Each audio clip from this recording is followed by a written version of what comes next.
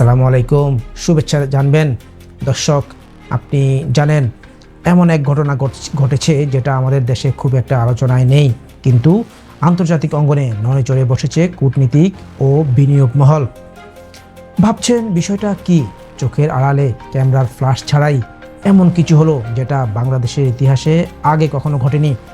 Saudi আরব, যাদের অর্থনীতি, ধর্মীয় সম্পর্ক এবং রাজনৈতিক অবস্থান সবই আমাদের জন্য অত্যন্ত গুরুত্বপূর্ণ, তারা এবার বাংলাদেশকে এমনভাবে মূল্যায়ন করলো যা অনেকের কল্পনার বাইরে।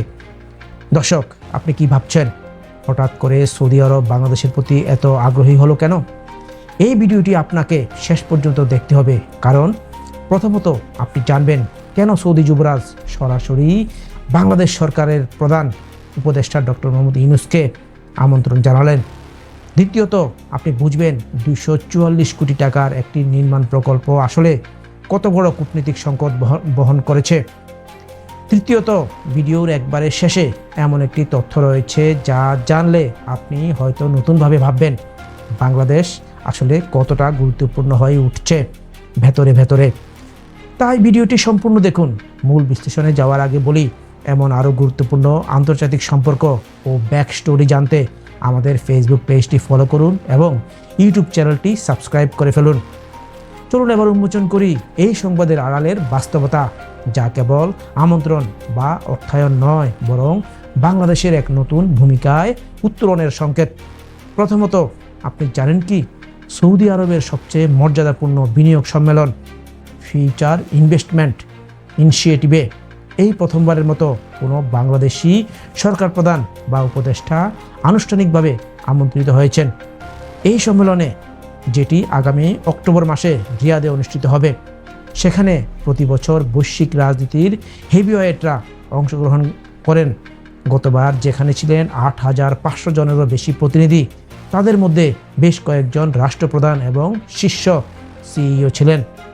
এবার সেই প্ল্যাটফর্মে সরাসরি আমন্ত্রণ পেয়েছেন অধ্যাপক ডক্টর মোহাম্মদ ইউনূস, বাংলাদেশ সরকারের প্রধান উপদেষ্টা। আমন্ত্রণটি কোনো সাধারণ বার্তা নয়, তুলে দিয়েছেন সৌদি আরবের রাষ্ট্রদূত স্বয়ং ঢাকায় রাষ্ট্রীয় অতিথি ভবনে। দর্শক, আপনি কি ভাবছেন এটা কেবল কূটনৈতিক সৌজন্য? না, এটা এক ধরনের স্টেটমেন্ট, যেখানে সৌদি বলছে বাংলাদেশ এখন আর প্রান্তিক কোনো দেশ নয়, বরং আমাদের অর্থনৈতিক ভবিষ্যতের অংশ। চলুন এবার দেখি দ্বিতীয় ঘটনা। একই রাষ্ট্রদূত সাক্ষাৎ করেছেন বাংলাদেশ সরকারের ধর্ম উপদেষ্টার সঙ্গে। সেখানে তিনি ঘোষণা দেন সৌদি সরকার 244 কোটি টাকা দেবে বাংলাদেশের 8টি আইকনিক মসজিদ নির্মাণে। আপনি কি জানেন এটা কেবল ধর্মীয় অবকাঠামো উন্নয়ন নয়, এটা সৌদি সরকারের একটি বড় সাংস্কৃতিক ও ভূরাজনৈতিক প্রজেক্টের অংশ। আইকনিক মসজিদ মানে শুধু নামাজ পড়ার স্থান নয়, বরং এমন কেন্দ্র যেখান থেকে সৌদির ধর্মীয় ভাবধারা, আরবি ভাষা, এমনকি নীতি নৈতিকতাও ছড়াবে প্রজন্ম থেকে প্রজন্মে। ধর্ম উপদেষ্টার বক্তব্যে উঠে এসেছে এসব মসজিদের নির্মাণে জমি চিহ্নিত করা হয়েছে, শীঘ্রই কাজ শুরু হবে। আর সৌদি রাষ্ট্রদূত আশ্বাস দিয়েছেন বাংলাদেশে উন্নয়ন সহায়তা এবং হজ ব্যবস্থাপনা তারা আরও জোরালো ভূমিকা রাখবে ভবিষ্যতে। দর্শক, আপনি কি জানেন বর্তমানে প্রায় 32 লাখ বাংলাদেশি সৌদি আরবে কর্মরত। তারা শুধু অর্থ পাঠাচ্ছেন না, বরং সৌদির ভিশন 2030-এর বাস্তবায়নেও অংশ নিচ্ছেন। অর্থাৎ আমরা এখন কেবল সাহায্য প্রার্থী নই, বরং সৌদির উন্নয়নের পার্টনার। এবার চলুন বুঝি চমকটা কি। ভিডিওর শুরুতে বলেছিলাম একটি তথ্য আছে যা আপনাকে থমকে দেবে। আপনি জানেন কি বাংলাদেশ সরকার এখন সৌদি যুবরাজ মোহাম্মদ বিন সালমানকে বাংলাদেশে সফরের আনুষ্ঠানিক আমন্ত্রণ জানিয়েছে।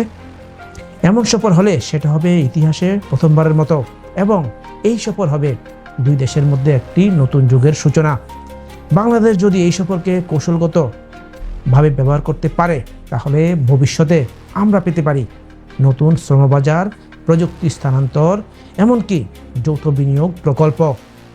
শেষে প্রশ্ন রেখে যাই আপনার কাছে, এই পরিবর্তনটি কেবল সৌজন্যতামূলক, নাকি এটি বাংলাদেশের এক নতুন কূটনীতিক বিজয় যা এখনও আমরা পুরোপুরি অনুধাবন করিনি?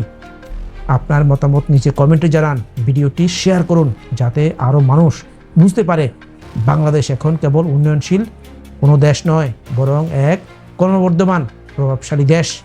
আর হ্যাঁ, সাবস্ক্রাইব করতে ভুলবেন না। আমরা আবারও আসছি এমন আরও ঘটনা নিয়ে, যেগুলো সামনে আনার সময় এখনই। ধন্যবাদ, আজ এ পর্যন্তই।